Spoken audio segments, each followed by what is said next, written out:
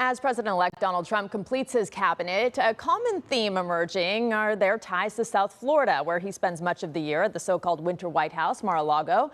Florida has also traditionally been a bellwether of national politics, and that's where we find our CBS Miami's Jim Defede, who has been covering many of these players for decades now. Jim, thanks for joining us.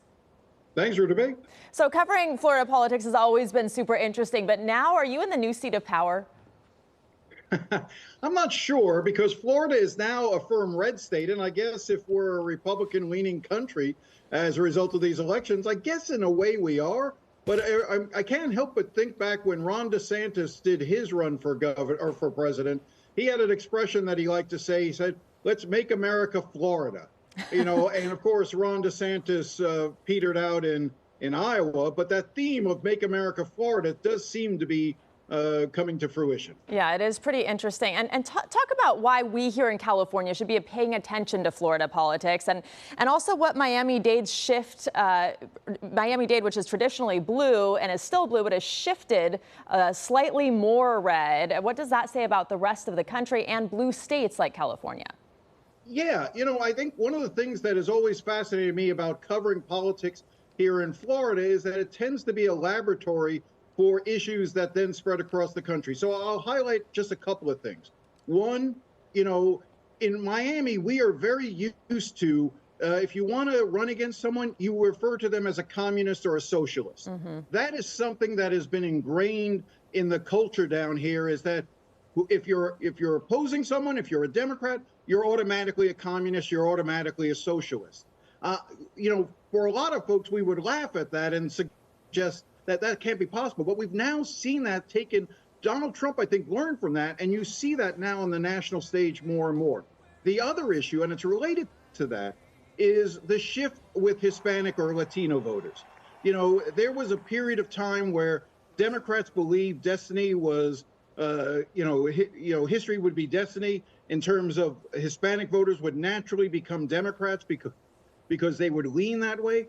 That's not the case. Republicans in Florida figured out how to talk to Latino voters in a way that I think has been replicated across the country, talking about economic issues, going to their fears about crime, even some social issues. You know, Hispanics, Latinos tend to be a bit more conservative.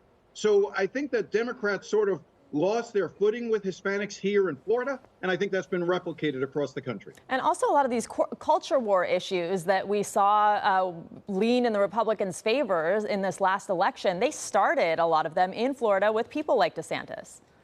No, absolutely. Look, the whole woke mind virus that Elon Musk and DeSantis like to talk about, that got picked up across the country. The fact that Donald Trump used as one of his closing messages a commercial about trans people was just mind-boggling to, I think, a lot of people, but it spoke to the issues that they thought would resonate with their voters. And when you look at it, I mean, look, Miami-Dade County, Hillary Clinton won Miami-Dade County by 29 points in 2016. Donald Trump, 8 years later, won Dade County by 11 points. That's a 40-point swing because of those sorts of issues, the way they were dealing with Hispanics, the way they were talking about these culture issues.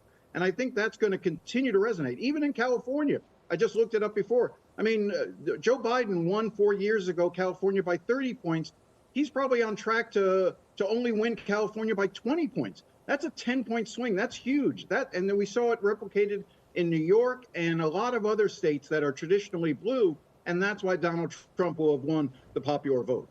Yeah, and you, of course, have been reporting on a lot of these names we're seeing in the headlines for years. Pam Bondi, Marco Rubio, Rick Scott, Matt Gaetz, the list goes on. What strikes you most about Trump's new cabinet? Loyalty, fealty to him above all else. That's what Donald Trump wants. That's why he picked Matt Gaetz.